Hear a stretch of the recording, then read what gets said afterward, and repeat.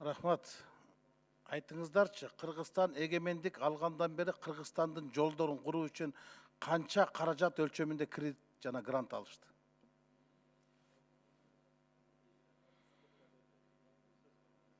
Минфин сизде жок бу маалымат? Бул сизге тиешелүү го дейм. Бул маалыматты мен алып келбептирмин, азыр так айта албайм. Мен айтып берем азыр.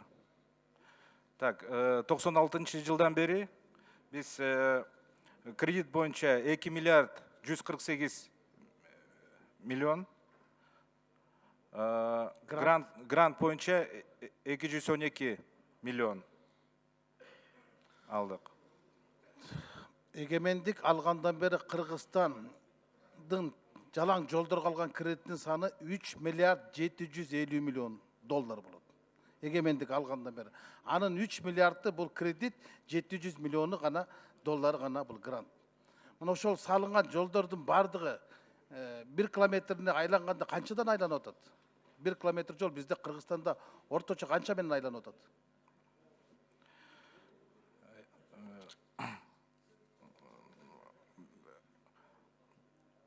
Мен айткандай 96 жылдан бери биз мен айткан цифраны алдык и ошого 2000 1 километр жолдун орточо баасы канча болот? Ошону айтып бергилечи.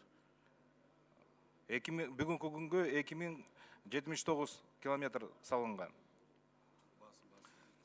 Себестоимость километрдики. Токтоп туруңуз, Дастан Артысбекович. Мен булардан жолдун немесин эмес, мен жолго кеткен каражаттын көлөмүн сурап атам. 1 километр жол 1,5 миллион доллар болобу? Ушундай болот атпайбы бизде акыркы эсеп боюнча?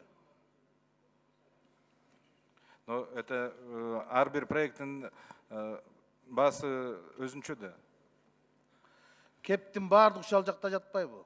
Силер фаза кылып өткөрүп атасыңар. Маселен, 3-4 фазага бөлүп туруп, эл аралык тендерлерди өткөрүп атасыңар. Бизде Германиянын, Испаниянын, же болбосо Австриянын, Чехиянын катышпайт. Бизде бир Кытай менен эле Кореянын, Түркиянын командалары, фирмалар катышып атпайбы?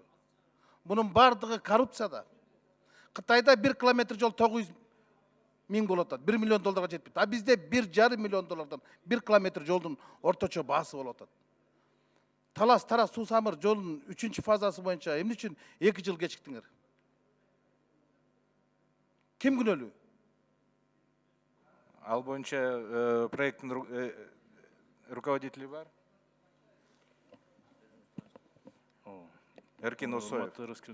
Чинайкач, Эркин Осоев. Ошол Ислам Өнөктүрүү банкы корпунун жетекчиси. Контракт боюнча курулуш иштеринин мөөнөтү 26 декабрь 2017 жыл болчу. Ошол убакытка чейин негизги жумуштар асфальт 30 км толугу менен, көпүрөлөр, түтүкчүлөр жана башка жумуштар бүткөрүлгөн. Анан ошол убакытта гарантиялык мөөнөткө берилген. Андан сырткары ошол жергиликтүү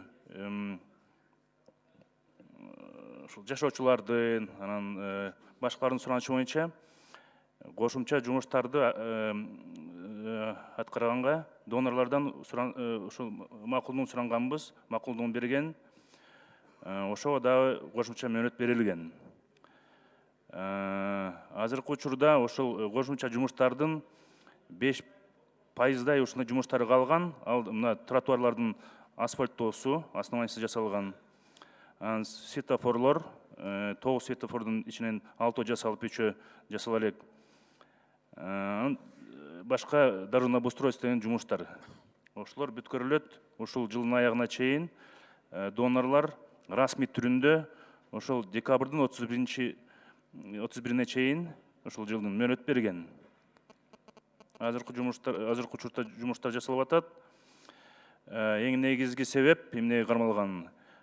Подрядчынын, мурунку субподрядчынын ортосунда чарба финансылык проблемалар болуп, счеттор арест болуп, ошонун негизинен токтоп калган жумуштар. Бирок подрядчы азыр өзүнүн каражаттарын алып келип бүткөргөнгө аракеттерди кылып атат. Кыскача маалымат ушундай. калптын баарын айттыңыз. Мен сурап атам, эмне үчүн 2 жылга кечикти, ким күнөөлүү деп. Эл күнөөлүүбү? Жергиликтүү элге шылтап атпайсыңбы? Руслан Ильич, мен түшүндүрүп атпаймынбы? Эмне түшүндүрүп атасың? Подрядчынын счетуна арест коюлган. Ошон Жергиликтүү үчүн элдин күнөөсү жок да. Туурабы? туура. Ана эмне сиз жергиликтүү элдин суранычы менен иштерди дагы көбөйтүрүп кетип? Кошумча жумуштарды айтып атам. Кошумча жумуштарды аткарганга суранган. Ошону биз донордон суранганбыз, макулдугун берген. Ошону аткарып атабыз. Ошонун ичинде кошумча тротуарлар бар болчу, светофорлор, таласка кире бериште арка бар болчу. Токтотуңуз жомоңузду, мен сизге так айтайын. 1 километр жол 40 метр алдындагы автобустун албай туруп басып кеткенсиңер. Мына Абдөк билет. ГКМ иш козгоп туруп анын счетун арест кылды. Чакыр Яппин качып кеткен. Чакыр Яппин $5 миллион алып, 17 миллион долларга, 12 миллион долларга берип коюп кетип атпайбы? Бир техникасы жок келбеди Чакыр Яппинга. Эмне адамдын башын өртөп атасыңар силер? Жол бүткөн жок 2 жылдан бери. Сизге кылмыш ишин козгоп камаш керек болчу. Сиз күнөөлүүсүз. Ошол кезде сиз зам министр болчуңуз. Жолдун бүтпөй калганына Рахмат. Биринчи микрофон процедурный. Маалымат берип коеюн. Азыр бересиз. Биринчи микрофон. 10 секунд кечирет, 10 секунд сурап атат. Урматтуу министр, сиз өткөндө айттыңыз да иш жүрүп атат деп. Иш жүргөн жок да, мына таласка төрага деле барат, мен деле барат. Жок дейм жумуш. Не отуруп бекте калып айтып атасыңар? Тротуар болгон жок. Кышка чейин болбойт. Биринчи микрофон процедурный. Рахмат, чоң урматтуу кесиптештер, мен кечирим сурайм, 1 минут кечигип калдым, бир-эки суроом бар эле берип алайын. Айтсаңар, бул жолдун долбоору барбы, жокпу азыркы участоктун?